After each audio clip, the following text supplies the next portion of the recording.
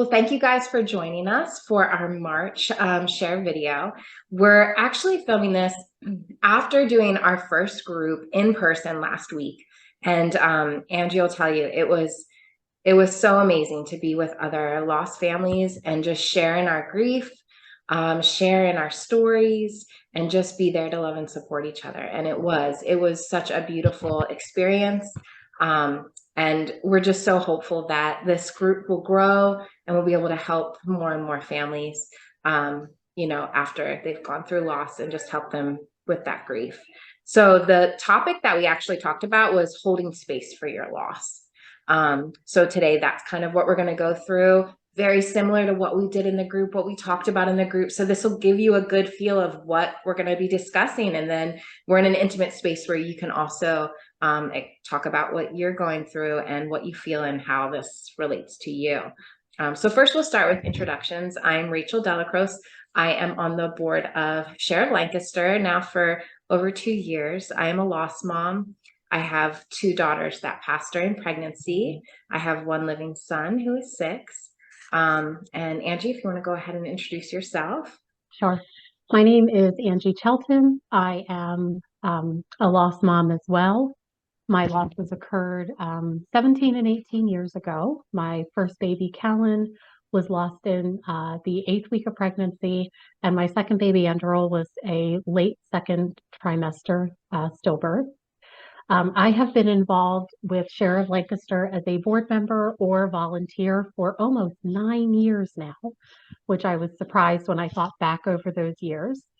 And I am actually a clinical mental health counselor. I specialize in reproductive and perinatal mental health, and I have additional certifications in grief and loss and trauma. So I'm happy to be here. So wonderful. Thank you. And if you've been to our burials, you'll know Angie is at every one of those burials.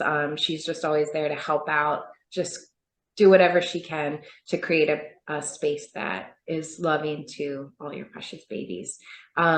So today we're going to kind of go through, what do you do after this loss? Where do you create space for this? Because everyone wants you to just move it aside, move on, get over it, right? It's all these ideas that there is no space available for that, because that's an uncomfortable grief that is just, there's nothing you can do. You got to move on. You got to just maybe try again or whatever. So we're here to kind of break it down and start to talk about how to hold space for that loss, what to do with that. And there's just some very informative ways of processing that grief. So Angie, we want to kind of break down a couple of these things by emotionally, physically, socially, and spiritually, going through those. And this is kind of what we did in group, and different things are going to come up for you personally. But if maybe we can just start with emotionally, going through accepting all these emotions that come up as they do. So I don't know if you could kind of just start to talk about that with us. Yeah, absolutely. So I think you're totally right that in our culture, we don't deal with death well to begin with. It's something that we have rituals like right immediately around the time of loss. So when someone dies, we have a funeral, we have a memorial service, and that is usually taking place within, days to weeks after the loss. And then after that, we don't really have anything. Individual families may do some sort of memorials that happen like later on, like some sort of anniversaries, those sorts of things. But for the most part, as a culture, like we do not have really extensive grief and mourning rituals. And when it comes to perinatal loss, there can be nothing depending on the age of your child when your child passes. So when we start talking about holding space for the loss, the first place that we kind of have to hold space is mentally, is even giving ourselves permission to recognize that this is a loss, that it matters, and that the emotions that we have surrounding this loss make sense. Um, in the loss community, we will often remind people that the intensity or the size of your loss not controlled by the size or age of your baby, but rather the amount of love and attachment that you had for that baby. And so there are people who, are looking to get pregnant, they want to get pregnant, they are already attached to children that they are planning to bring in the world even before the pregnancy happens. So no matter how early your loss is, if you have already started making space in your mind, in your heart, in your future for where that child was going to be, like experiencing loss makes sense. So the first place where we hold space is just even in our own minds and hearts and acknowledging that this matters. It does count. Because there are going to be times when people tell us that it doesn't count, that this doesn't matter. The baby was so young. It was just a clump of cells. You didn't even know, this baby. You didn't even know if this baby was a girl or a boy. Like you didn't even know that. So there's many, many, many messages that try to dismiss the grief and the pain and the sorrow that we feel upon the loss of our children. And so giving ourselves permission and kind of accepting that permission is the first way that we hold space for our grief.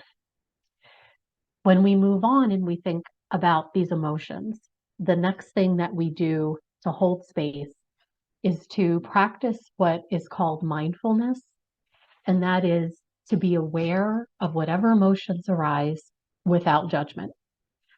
So allowing ourselves to feel sad, allowing ourselves to feel anger, allowing ourselves to feel that we don't really want to be around that person who's having a baby shower, next week.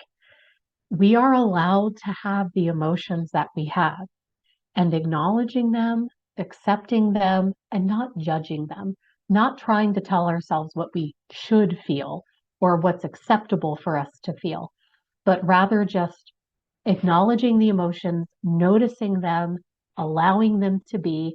That is the best way to allow any emotions that we find uncomfortable or difficult to deal with. That is the best way to allow them to pass. Yeah, So, yeah.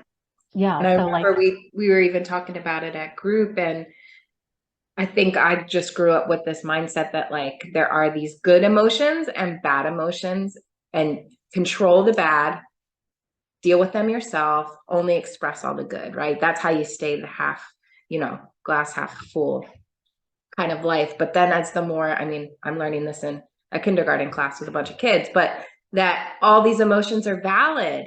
Everything has a reason. And this is just our body and our heart and our mind speaking to us and explaining like, this is not right. This is something you should be sad about. This is something you should be angry about. This is where your passion is. This is where your fears are. All that is our communication with our body and ourself. And that, like you just said, they're just uncomfortable, but they're not bad. They're mhm, so warranted, and we need to address them and mhm, spend time with them and work through them and find, mhm, we want to experience comfortable feelings, but it doesn't mean that the ones that aren't are not valid, or that should mhm, be, you know, just like pushed aside or pushed down because they are uncomfortable, because yeah. they're still uncomfortable whether you express them or explore them or not, right? Yeah, absolutely. And what will happen is that the people around us may want us to have emotions that they find comfortable. So they may want you to be quiet, don't talk about your grief, don't talk about the reality of what you're experiencing. And so holding space means allowing yourself to feel whatever you feel and not like giving precedence to other people's preferences when it comes to your experience and your feelings. You feel what you feel, acknowledge it, and be okay with where you are right now because you're hurting. All of those uncomfortable feelings, all of that not wanting to be around the moms who are, having their babies, having their baby showers, that does not make you a bad person. If those situations make you feel uncomfortable or sad or jealous, it does not make you a bad person. It makes you a person who has been hurt and who is healing. And so being real about where you are is the only way to let those feelings go. is to let them kind of run their natural course and then finish where they need to be. The more that we try and stuff down and control our feelings, make ourselves acceptable to ourselves and to others, the more likely it is that like a pressure cooker, that those feelings are going to come out and explode in other ways that may be even more uncomfortable than declining an invitation to a baby shower. So just being really like honoring ourselves, honoring our feelings, those are going to be the best way for us to make space in our loss and in our grief and in our healing. And that kind of leads to the next point, which is being able to make your own choices with your grief. Again, a lot of people will have opinions about the right way to grieve, about the right way you should experience your grief. But we need to kind of advocate for ourselves a little bit. And we need to be able to say that, you know what, I'm going to do whatever I need to do to heal. And I'm allowed to do this because it is necessary for my well being. If we have a person who is experiencing an illness, let's say like cancer, and that person says, I need to go to chemo, I need to go to my radiation, I need to go to a nutrition class so that I can learn to eat well and take care of myself. I think it would be a really hard-hearted person who would try and tell that person, no, you're not allowed to do those things. That doesn't make any sense. Why can't you just learn how to eat well off of the internet? Why can't you do this or that? We kind of allow people to lead their own healing journeys when it comes to different kinds of illnesses. We need to do the same thing when it comes to the hurt and the harm that we've experienced through pregnancy loss. So if you need to decline those invitations, go ahead and decline them. Take that space for yourself and honor your own grief by saying, no, I am too hurt to attend this. And it has nothing to do with the other people. It doesn't even necessarily have anything to do with you being happy for them or not happy for them. It has to deal with the way that your own heart experiences that situation. So this is the same thing when it comes to big gatherings, whether it be like around the holidays or children's birthday parties or any kind of big gatherings where you just may feel like it's too much. Like it's just too much. So maybe you don't go at all, or maybe you edit the way that you interact with those situations. And you know what? You're allowed to. You can tell them that Sheriff Lancaster gave you permission. But really, it's giving yourself permission to say like this is what I need and this is how I'm going to like navigate this experience that I'm having. Yeah, and I think you specifically people in group are going through times where they are hitting those baby showers. They are hitting those events that they're like I still don't like to. And it's been 7 years since my loss. Like I still do not want to go to any baby showers or go to anything involving any of that. And I think some beautiful ways is, hey, just being honest with people and just saying, hey, I want to honor you as a mother. And this is so incredible. It's just really painful for me too. So can I take you out to eat at a later date? Can we do something different? Can I come, but will you understand if I have to leave? Just setting those expectations of, hey, I don't know how this is going to go because I'm already feeling really anxious about it, but I hope that I can make it through, or I hope that we can do something separate, because we still want to love on our family and friends and people that are close to us, but we also have to take care of ourselves, and we're a priority, right? Yeah. Our mental health is so important. And yeah, just being honest about where we're at and giving a space that we can all say, hey, it's okay to not, it's okay to say no. Like, I can't do this. I Yeah. physically can't. And even if they don't understand, that's okay. We're not trying to make them understand. We're just trying to make them hear where we're at, right? Yeah. That's the most Yeah. important part. So And yes, for I sure. love the idea when it comes to events that could be uncomfortable for us. I love the idea of the drive-by, right? So explaining to the host, oh, I'm so sorry. I've got something else that I have to do that day, but you're so important to me that I'm going to fit in and I'm going to drop by. So You are like expressing to them that they're important. Yes, I want to be there. I only have a short amount of time. So they know to expect you to breathe in and breathe out. And hopefully you've communicated to them that you're so important that I'm going to make this happen, even if it's only going to be 10 or 15 minutes that I can be there. Right. So that's part of it is deciding, making boundaries for how you're going to interact with things. Definitely part of the grief journey and definitely something we don't usually give ourselves permission to do. Usually we're people pleasers and we try and make everybody else happy and find ways to kind of reduce our own needs and our own emotions. We definitely should make sure that we are honoring what we are actually feeling. Yeah, no, for sure. No, I love that. I love that drive by. I wish I could do that with all functions, but I guess people would catch on after a while. I think I'm just gonna drop by for a second. Uh-huh. But it's true. You're putting in so much effort. Like, I think that's where people feel seen also in their exciting moments is they want to know that you're able to celebrate something with them. But yeah, it's going to change in how much you can celebrate, right? So, but something like that, dropping by, sending a card, sending a gift, sending Mhm. a lovely letter, something like that, just to show like, hey, I see the beautiful stage you are in your life. I'm just really struggling with where I'm at. And Mhm. yeah, but I'll Yeah. be there. I'll be a part of it, whether it be for a moment or, through Mhm. other ways. So Yeah. yeah, I love Mhm. that. Um, and then how about spiritually? I know this one's a very difficult one. Yeah. Yeah. So when we think about spirituality, like that's a really personal thing. It's the element of ourselves that feels connected to something bigger than our own lives. For some people, this can be a formal religion, Christianity, Judaism, Hinduism. It can be formal like that, or it can be something that is more informal, more of just a general sense of connection with nature or the universe or other people. And I think that most people experience some sense of spirituality, some sense of community, some sense of that which is beyond us.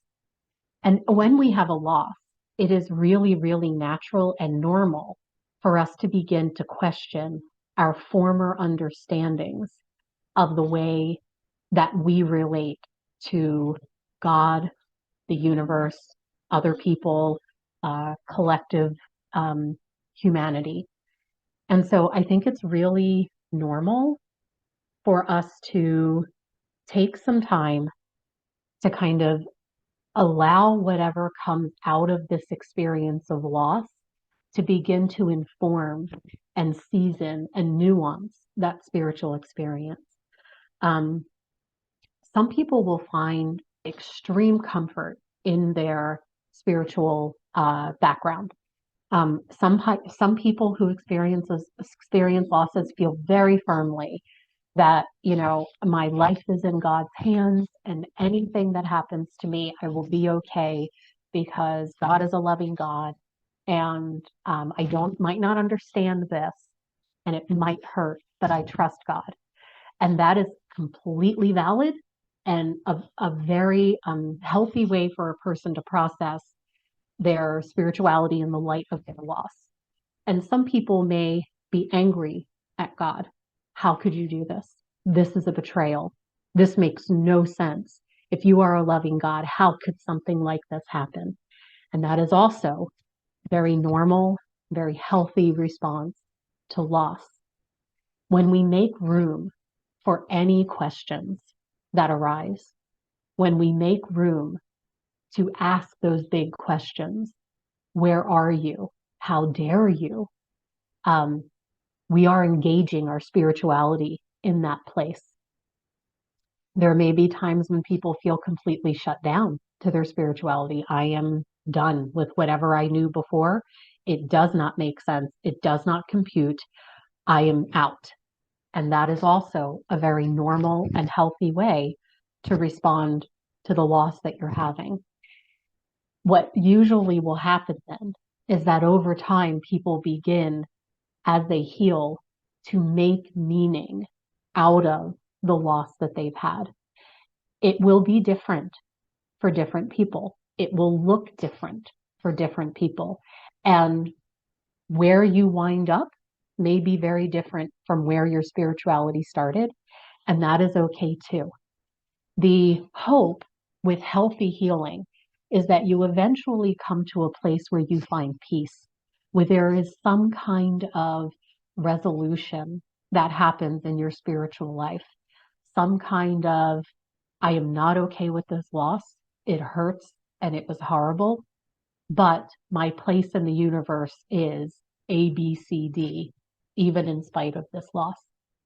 And so it may be something like, my place in the universe is to provide hope and healing to other people, because that is something that is of value and that is something beautiful that could arise from the ugliness and the horror of this loss.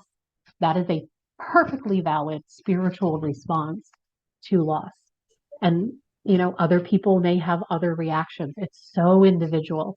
Yeah. But I think what I'd like to communicate is to make room, give space, give permission to allow that to develop over time, to allow yourself to respond to the loss as you kind of consider the big picture of things. Yeah. And I just going a little personal, but I think it's nice to be able to share how evolving it is. I think right after my losses, I had no faith, right? So to me, it was like this lost chance to ever see my girls. It was just, I had the opportunity, I didn't give birth. I didn't get to hold my daughter. It was too painful. So I never got to see her. I never got to hold her. And then my faith evolved, and it was like, no, I'm going to get this opportunity in heaven to hold my girls, and I'm going to have that chance. And now I'm in this new phase. So it's like always evolving, but I'm in this new phase of, you know what? I don't know. No one knows. We don't. There's nothing written that says. My heart believes I will. But if I don't, I have this time right now to just love on them and spend time with them and ask for signs from them and connect with them and celebrate them. And I have all this time right now that I'm not going to utilize because I'm going to fixate so much on later. Someday. Right. So then I'm in this beautiful space where it's like, before it was like, they're gone, I'll never, and I have nothing, to now I have everything now, and I could have everything even more. But if not, I have it all now. Like this place of being and where I'm at now, and just loving on them, connecting with them, and feeling this evolving relationship with them. So your spirituality can just be like, it can start out not, and then there, and then it just like evolves all the time. But I think none of that would have evolved without the loss of them. Like they really made me see things in a different way, and my relationship with them has evolved so much. So yeah, you're right. It's going to be super confusing, but I think you just have to go along, and you'll get to a place where you're just like awakened by this, like, this is what feels right. This, I can live in this space of my belief in my spirituality. And I think that's when you feel like really alive. Yeah. And so like for me, I was a person of very strong Christian faith when I lost both of my children. And I remember on the night after we found out that Andrew, my second child, had passed away in utero, I remember that I went home that night to sleep. And I remember not being able to sleep, or having very broken sleep all through the night. And every time I would wake up, I would be singing praises in my mind, that I believed that God was with me, and I could feel the presence of God so strongly with me, even in the midst of that loss. But I would say, like you, there was never a fixation on someday for me, like I will someday. My spirituality has always been, how do I serve out of this loss now? How do I make meaning and purpose and beauty out of the devastation that was? How do I redeem this loss? How do I make something that is worthy of my child? And so here I am nearly 20 years later, like after my losses, and I am professionally working, with people around grief and loss and losing children, volunteering with Share, and a million other little things that come along the way. And so you're exactly right. Those are spiritual responses to the losses that we have had. And other people will have different kinds of responses. And sometimes those responses are huge and grand, and people are starting nonprofit organizations and they're doing amazing things. And then other times people are just being kind, to somebody in their personal life, expressing comfort, love, understanding, and all of that is spiritual responses Yeah, you're to right. It the could loss. just be as simple as a human connection. And I understand your loss. Yeah, You're not alone in your loss. absolutely. That connection Absolutely. through spirit. Yeah. Yeah. No, it's beautiful. And Hmm. the biggest thing is all of it's so complicated, all of it, every layer of this, the emotional, the physical, like everything that you could have and go through. It's just so complicated. And it's just really, it comes down to, and I know Allie kept saying this in group, what feels right to you? Hmm. What do you want to do in your home to honor your babies? Something, Yeah. nothing, whatever. What feels right to you? How often do you want to, you know, um, do things in their name and their honor? Do you want to name them? Yeah. All these things you could do. Do you want to wear jewelry that reminds you of them? Or um, there's just so many layers, and it's all complicated, but it just comes Mhm. down to what feels right in each one of these areas. And when you hit Yes. a spot that feels right, and this could take years, you could be 20, 30, 40 years out, and you finally hit that sweet spot where you're like, this feels right. I feel like my Yeah. grief and I have just kind of built this relationship. We have so much space held. It feels like the right amount. It Hmm. feels like I just have so much love to give. Then you've done all this work to get to that Hmm. place, but it's not easy and it's so complicated. It You is. just keep checking in with yourself and just saying, "Hey, does this feel right? And should I be Yeah. doing this?" So yeah, I think there's a lot to be said just by, taking your time, getting support. That's the biggest thing. Hmm. The people at group, just being surrounded by other people going through loss, new, fresh loss. I couldn't imagine what that would have been like for me, Hmm. after so many years of doing it alone and quietly and just Hmm. trying to push it down. But being educated on the grief Hmm. and having useful things to do. Hmm.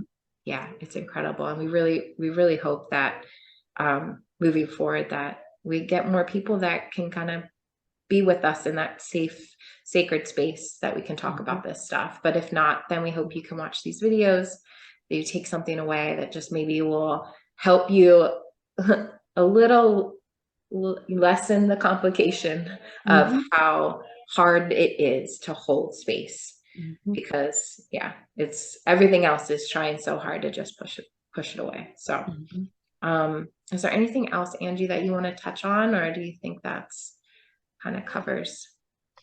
No, I think it's great. And I agree with you that I think that something that can be really important is to make sure that you're honoring yourself through the whole process.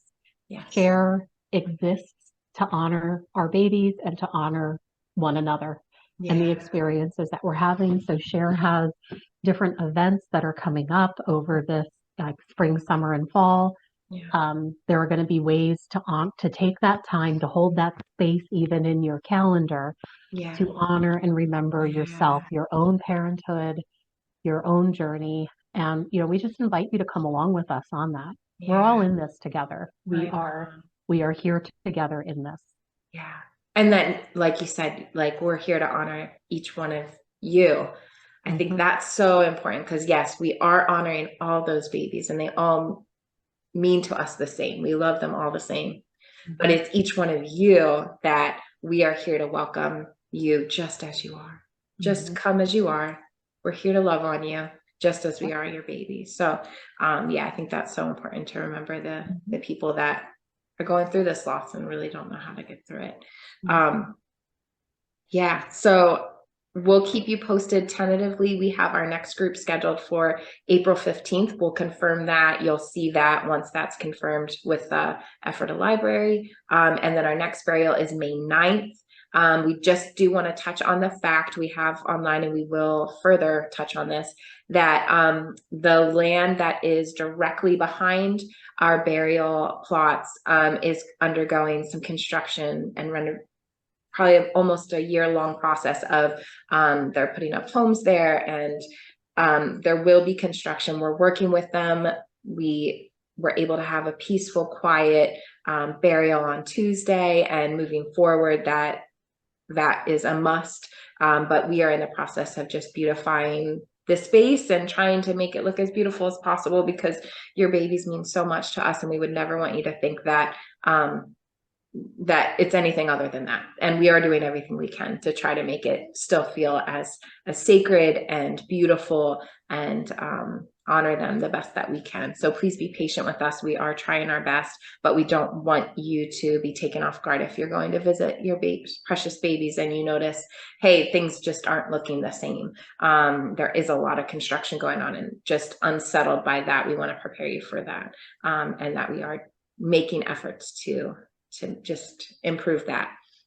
So please stay tuned for that. We'll keep giving updates and events coming up in June for our parents' night. So we'll be posting that soon. But I think that's it for events. Stay on our website, on Facebook. We'll keep updating you. And then Angie and I will be back next month with our next video. We're going to be talking about secondary losses. So whether you've experienced one loss and you're just really in that place where you're not sure if you want to try again, or you've come into second, third, and so on losses, we're here to just kind of dive into that and what that's like, and yeah, some useful tools and ways to work through all that. So we thank you again for joining us, and we look forward to seeing you again next month. Thank you, Angie.